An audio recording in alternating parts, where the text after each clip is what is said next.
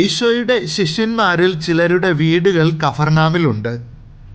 അതുകൊണ്ടാണ് ആ രാത്രിയിൽ അവിടെ പോയി റെസ്റ്റ് എടുക്കാം എന്നവർ കരുതുക.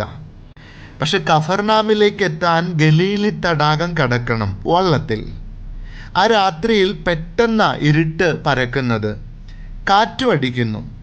മുങ്ങിപ്പോകാതിരിക്കാൻ സർവശക്തിയും എടുത്ത് വള്ളത്തെ നിയന്ത്രിച്ചു നിർത്താൻ കിണഞ്ഞു പരിശ്രമിക്കുന്നുണ്ട് ശിഷ്യന്മാർ. മണിക്കൂറുകൾ നീണ്ട കഷ്ടപ്പാട്. മടുത്തു പോയേക്കുമോ എന്ന് തോന്നുമ്പോൾ ഈശോ അവരുടെ അടുത്തേക്ക് വെള്ളത്തിനു മീതെ നടന്നെത്തുന്നു. ഈശോ എത്തുമ്പോൾ സംഭവിക്കുന്ന ഒരു അത്ഭുതമുണ്ട്. പൊടുന്നനെ അവർ സഞ്ചരിച്ചിരുന്ന വള്ളം കഫർനാമിൻ്റെ കരയ്ക്കടുക്കുന്നു.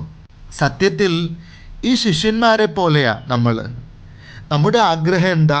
കഫർനാമിലെത്തണം, റെസ്റ്റ് എടുക്കണം, പ്ലേസ് ഓഫ് റെസ്റ്റിലെത്തണം. അലച്ചിലും കഷ്ടപ്പാടും ഓട്ടപ്പാച്ചിലും ഒക്കെ അതിനു വേണ്ടിയാ. നമ്മൾ മടുത്തു പോകുന്നുമുണ്ട്. ആഗ്രഹിക്കേണ്ടത് ഈശോയുടെ സാന്നിധ്യത്തിനായിട്ടാണ്. എൻ്റെ അലച്ചിലുകളിലേക്ക് ഈശോയെ എത്തിക്കണം. How do we do that? We need to pray. പ്രാർത്ഥനയിലൂടെ ഈശോയെ നമ്മുടെ ജീവിതത്തിൻ്റെ ഓരോ ഇടങ്ങളിലേക്കും എത്തിക്കാൻ പറ്റട്ടെ.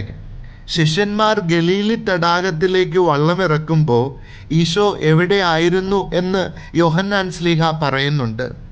അവൻ തനിയെ വീണ്ടും മലമുകളിലേക്ക് മാറി. വീണ്ടും വീണ്ടും തനിയെ പ്രാർത്ഥനയിലേക്ക് മാറുന്ന ഈശോയ്ക്ക് വെള്ളത്തിനു മീതെ നടക്കാൻ പറ്റുന്നുണ്ട്. വീണ്ടും വീണ്ടും പ്രാർത്ഥനയിൽ ഈശോയെ നമ്മുടെ ജീവിതത്തിലേക്ക് എത്തിച്ചാൽ മാത്രമേ നമ്മുടെ ജീവിതം കഫർനാമിൻ്റെ കരയ്ക്കടുക്കൂ. കഫർനാമിലേക്ക് പോവാൻ ഈശോ കൂടിയേ തീരൂ.